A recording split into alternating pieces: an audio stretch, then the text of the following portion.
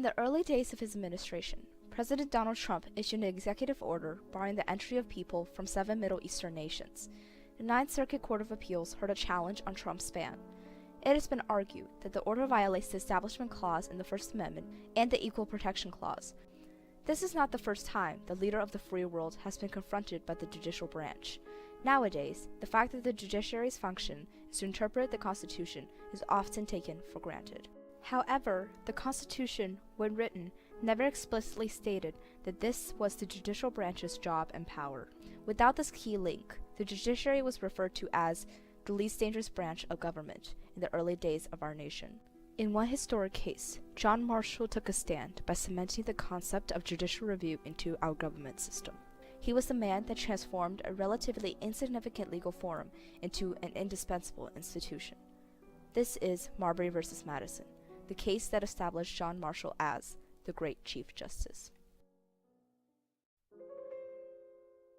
The election of 1800 marked the beginning of Federalist destruction. John Adams lost the presidency after just one term to Thomas Jefferson, a Democratic Republican. When Jefferson was sworn in, the Federalists no longer controlled the executive and legislative branches. Knowing the Jefferson administration could threaten his party's influence, Adams scrambled to appoint numerous members of his political party to the judiciary. One of those nominated was John Marshall, who became the 4th Chief Justice of the Supreme Court on January 31st, 1801.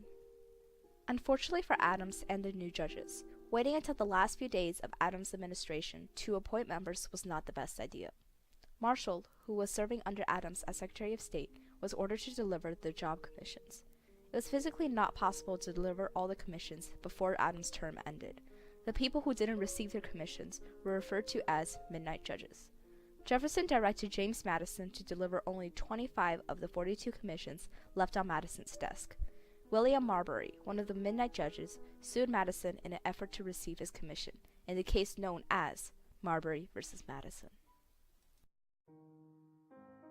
When Marbury versus Madison first came to the Supreme Court on February 11, 1803, certain politicians were already sure of the result of the case.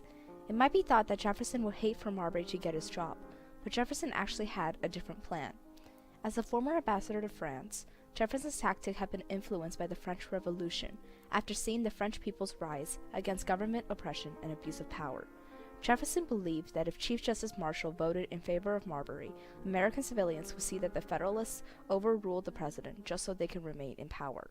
Jefferson wondered if Marshall, a Federalist, could spark a revolt against his own party. During the proceedings of the case, William Marbury stated his main defense as the Judiciary Act of 1789, which states that the Supreme Court shall have exclusively all such jurisdiction of suits or proceedings against ambassadors or other public ministers or their domestics or domestic servants as a court of law can have or exercise consistently with the law of nations. In other words, the Supreme Court was granted jurisdiction in Marbury's case because it allowed proceedings against public officials. Marshall looked at the circumstances. He needed to answer 3 questions. First, has the applicant a right to the commission he demands? Marshall answered yes, because the commission was issued by Adams. Thus, Marbury does have the right to receive the commission. Second, if he has a right, and that right has been violated, do the laws of his country afford him a remedy? Again, Marshall answered yes, because Marbury has all right to the commission he deserves, and Madison should provide Marbury with the commission. Third, if they do afford him a remedy, is it a mandamus issuing from this court? In contrast to popular thought, Marshall answered no. Marshall took a stand by making a decision that changed American political history.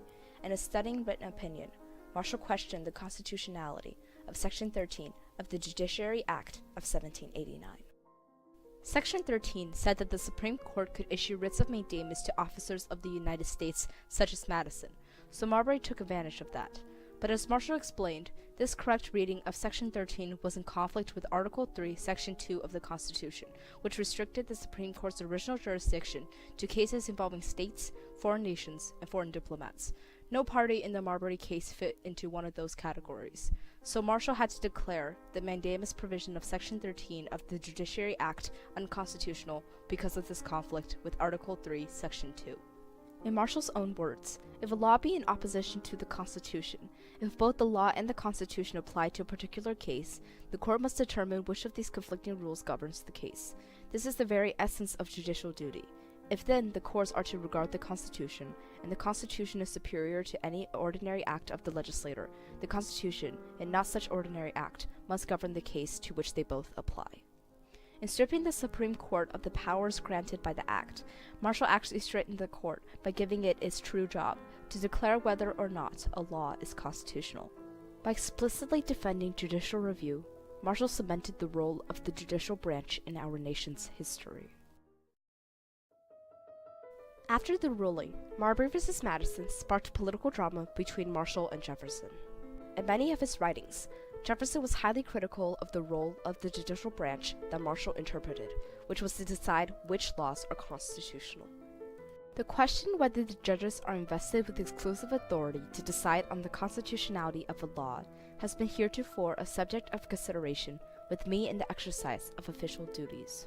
Certainly there is not a word in the Constitution which has given the power to them more than to the executive or legislative branches. Under Jefferson's belief, each branch of government should have the equal right for itself to interpret whether or not actions are constitutional. Jefferson had a vision of a constitution he wished we had, but it wasn't the constitution we had. The constitution we had is the one that Marshall interpreted. Though Jefferson despised the Marbury decision for the rest of his career, Marshall would go on to represent the judiciary through criticisms for his remaining time on court. In the end, John Marshall wielded more influence over national affairs than any of the four presidents who followed Thomas Jefferson. A power that is often taken for granted today was saved by Marshall's strong belief that a branch-binding law to the Constitution was crucial to American democracy. Marshall established the role of the judiciary as one of the three institutions that defines checks and balances as we know it today. The power of judicial review has given the judiciary the ability to perform some of the greatest political achievements in our history. The judiciary could not have made the same impact in some of the most important cases in American history if it was not given judicial review. In Brown v. Board of Education, the court asserted its power to declare the acts of a state government unconstitutional, which resulted in the decision that racial segregation in schools was a violation of the Constitution. Judicial review also gave the Supreme Court the power to decide the outcome of the 2000 presidential election between George W. Bush and Al Gore, because the court declared election recounts performed after December 12th unconstitutional. With the power comes historical controversy. It is no surprise that when the Supreme Court has declared federal legislation to be unconstitutional, supporters of such legislation have questioned the power of judicial review. There have also been times when judicial review has been used incorrectly. In just the second time the Supreme Court declared an act of Congress to be unconstitutional, Roger B. Taney's court denied a human being the right to sue. Nevertheless, and coincidentally, James Madison, who was long described as having stood against strong central authority, later admitted that the supremacy of the Constitution will be impossible without judicial review. Madison cites his power as the main reason the Bill of Rights was adopted, and stated that without judicial review, he had never been able to see how the Constitution itself could have been the supreme law of the land. As Marshall once stated, it is emphatically the province and duty of the judicial department to say what the law is. The judiciary is what keeps the American government from becoming tyrannical and abusive of power. Time and time again, the institution Marshall established makes sure the law represents who we are as Americans and the ideals we share as people. Marshall's stand in Marbury v. Madison set the precedent for him to rule the court with inarguable legal accuracy. Marshall dominated the court for 34 years, making him the longest-serving Chief Justice in American history. Some of his most well-known landmark cases include the Burr Conspiracy, McCulloch v. Maryland, and Cohen's v. Virginia. Now, when I turn to Marshall, and I've been reading him for years, I see him just right over and over and over, with only one or two exceptions I can think of in his 34-year career. Marshall, in my view, was simply right every time. Marshall's ruling in Marbury v. Madison has left our country with the gift of a powerful component of checks and balances. John Marshall's work continues to save the American dream, and he shall forever be regarded as the great Chief Justice.